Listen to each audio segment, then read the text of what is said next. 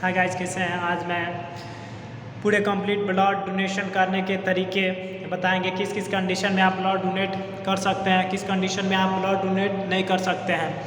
तो एक बड़ा सा सवाल आ रहा है कि ब्लड डोनेट करने के फिर कितने दिन बाद ब्लड डोनेट करना चाहिए। तो हम बता दें, यानी मेल में 3 मंथ यानी 90 दिन के बाद वो ब्लड डोनेट कर सकता है, और वहीं महिलाओं में यानी फीमेल में हर 4 मंथ पर अपना ब्लड डोनेट कर सकती है। सबसे पहले 14 जुलाई को इसे मनाने का वजह हम बताते हैं। ये ब्लड डोनेशन दिवस मनाया जाता है 14 जुलाई को। इसके पीछे का वजह है, साल 1868 ईस्वी में एक कार्ल लैंडस्टीनर वैज्ञानिक थे। उनका जन्म 14 जुलाई को 1868 ईस्वी में हुआ था। यह फेमस इम्यूनोलॉजिस्ट थे जिन्होंने इंसान के अलग अलग ब्लड ग्रुप के बारे में पता लगाया।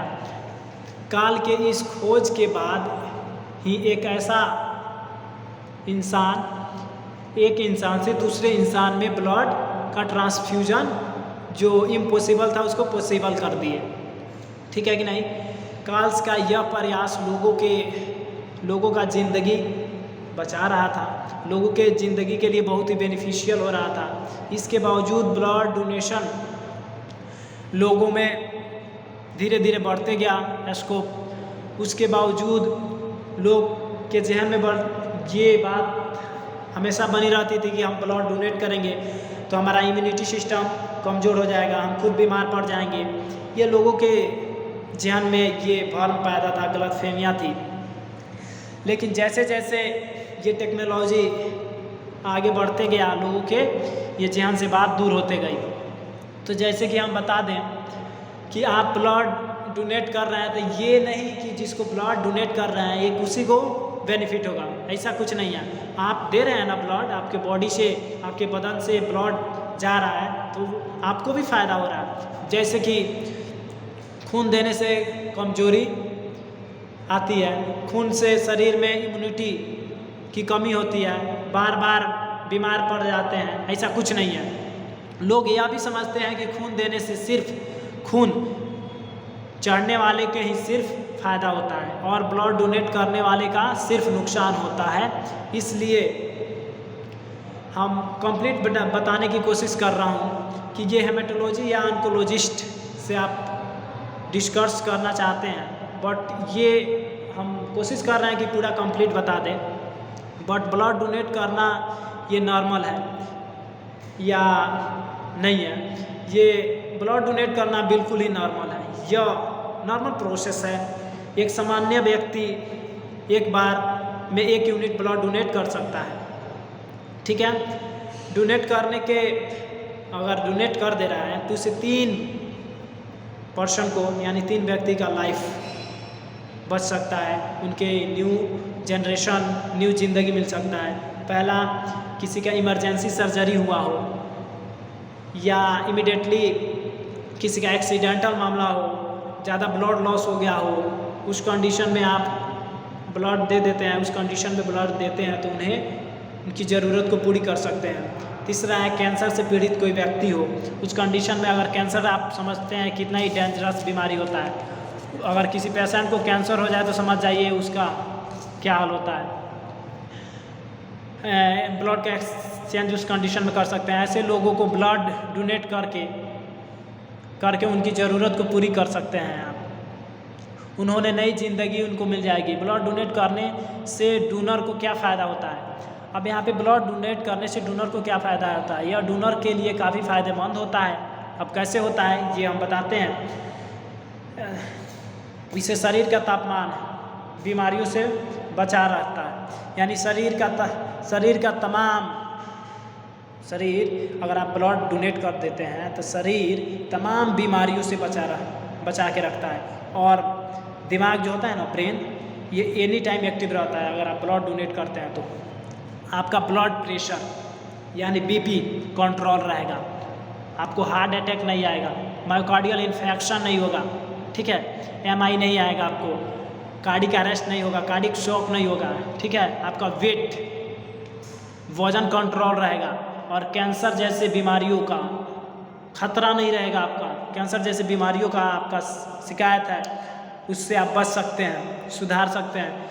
इमोशनल हेल्थ में भी सुधार आएगा, इमोशनल हेल्थ में अत्यधिक लोग पीड़ित हो जाते हैं, इससे भी आप बच सकते हैं। और सबसे ज़रूरत की बात, ब्लड डोनेट करके आप किसी ज़रूरतमंद की जान बचा सकते हैं, सबसे इम्पोर्टेंट बात है। हर कोई ब्लड डोनेट नहीं कर सकता है, क्यों नहीं कर सकता है? तो इसका कुछ गाइडलाइंस है जो स्वास्थ्य यानी हेल्थी व्यक्ति जो होता है WHO वर्ल्ड हेल्थ ऑर्गेनाइजेशन के तहत अगर एक हेल्थी व्यक्ति का रक्त दान देता है तो WHO वर्ल्ड हेल्थ ऑर्गेनाइजेशन के तहत कुछ गाइडलाइंस हैं, उसके मुताबिक कुछ कंडीशन है। अगर 18 ईयर्स से 65 ईयर्स के बीच का ही जो भी एडल्ट व्यक्ति है उनका ब्लड आप कलेक्शन कर सकते हैं, ठीक है। उसका एज कितना होना चाहिए? 18 साल से कम और 65 साल से ज़्यादा के उम्र के लोगों को ब्लड कलेक्शन आप कर सकते हैं, बिल्कुल कोई दिक्कत नहीं है। ब्लड देने वाले का वज़न कम से कम 45 kg होना चाहिए, कम से कम 45 kg होना चाहिए। डोनर का पल्स रेट चेक करना चाहिए, BP चेक करना चाहिए, ब्लड ग्रुपिंग कर लेना चाहिए, HIV कर लेना चाहिए, वायरल मार्कर कर लेना चाहिए, पल्स BP चेक कर लेना चाहिए। उसके बाद उसका हेमोग्लोबिन चेक कर लेना चाहिए। अगर उसका हेमोग्लोबिन 12.5 यानी 12.5 से कम है तो उसका ब्लड आप नहीं ले सकते हैं, ठीक है। जबकि महिलाओं के डिलीवरी के 1 साल बाद वो ब्लड डोनेट कर सकती है, या किसी का हायर इन्फेक्शन है, ठीक है, किसी भी तरह का इन्फेक्शन होने पर ब्लड डोनेट नहीं कर सकते हैं, है कि नहीं। किसी का हार्ट का दवा चल रहा है, ठीक है, हार्ट का दवा चल रहा है, लीवर डैमेज है, फाइब्रोसिस हो गया है लीवर में नेक्रोसिस हो गया है, या फैटी लीवर है और कैंसर है, वैसे पेशेंट को आप ब्लड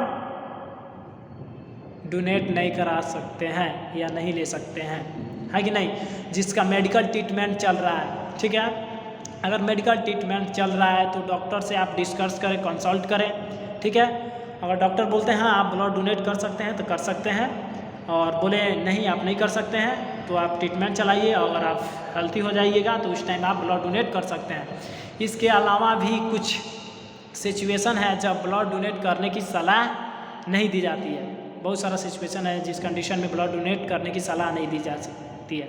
जैसे एग्जाम्पल के तौर पर कुछ महीने पहले मलेरिया किसी को हुआ है। मलेरिया किसके वजह से होता है आपको पता है? कमेंट करके प्लीज़ बताइए। मलेरिया जो होता है वो मादा एनोफिलीज मच्छर के काटने से होता है।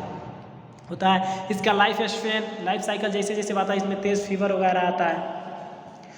अगर कोई मलेरिया से पीड़ित है वो 3 महीने तक ब्लड डोनेट नहीं कर सकता है। हाल ही में रिसेंटली अगर किसी को टाइफाइड हुआ है तो अगले 12 महीने तक वो ब्लड डोनेट नहीं कर सकता है। अगर किसी को टीबी है, टीबी कौन कॉज करता है? प्लीज़ कमेंट करके बताइए, टीबी कौन कॉज करता है? तो टीबी किसके थ्रू होता है? माइकोबैक्टीरियम ट्यूबरकुलोसिस ये कॉज करता है। तो टीबी का अगर किसी का इलाज चल रहा है, अगर पूरा कंप्लीट ट्रीटमेंट ले लिया तो 2 साल बाद ब्लड डोनेट कर सकता है। कोई अगर हेवी सर्जरी हुआ है, बड़ा सर्जरी हुआ है तो वो 12 मंथ के बाद ब्लड डोनेट कर सकता है। अगर छोटा सा सर्जरी हुआ है तो 6 मंथ बाद वो ब्लड डोनेट कर सकता है। फीमेल के अगर पीरियड आया हो, MC आया हो, मेंस्ट्रुअल साइकिल के दौरान वो ब्लड डोनेट नहीं कर सकती है, ठीक है। अबॉर्शन यानी गर्भपात कराने के 6 मंथ बाद आप ब्लड डोनेट कर सकती है, उसके 3-4 मंथ बाद आप नहीं कर सकते हैं। अबॉर्शन वगैरह हुआ है तो बच्चा जब माँ का दूध पी रहा है उस कंडीशन में आप ब्लड डोनेट नहीं कर सकती है, ठीक है। एक्यूट रेस्पिरेशन एक बीमारी है तब भी आप ब्लड डोनेशन नहीं कर सकते हैं। ये सारी चीज़ों का ख्याल रखना पड़ता है। ऐसे ब्लड डोनर है जो किसी ऐसे ब्लड डोनर जिसके उनकी ज़रूरत को पूरा किया जा सके। ब्लड डोनर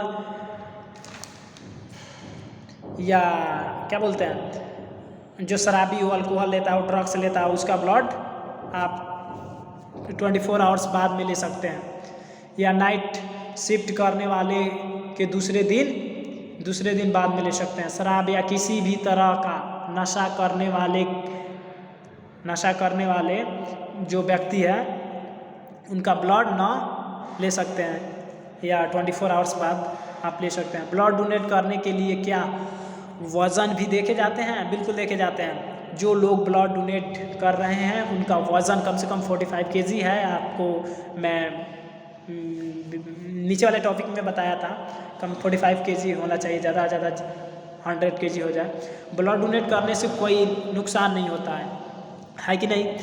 ब्लड डोनेट करने से कोई भी नुकसान नहीं होता है। थोड़ा बहुत कमजोरी वीकनेस होता है, दूसरा कुछ नहीं। वो 24 घंटा में रिकवर हो जाता है। आप अच्छी तरह डाइट लें, इससे परेशान ना हो, परेशानियों में ना पड़े। अच्छी तरह आप डाइट भोजन लेते हैं, बस आयरन वाले आयरन लें, फ्रूट्स लें, ड्राई फ्रूट्स लें, अनार्स लें, अपने आयरन मौजूद हो वैसे भोजन लें, मटर लें, दाल लें, और मतलब ऐसा हेवी सब्जी ले, हरा ग्रीन वेजिटेबल ले, जैसे पालक।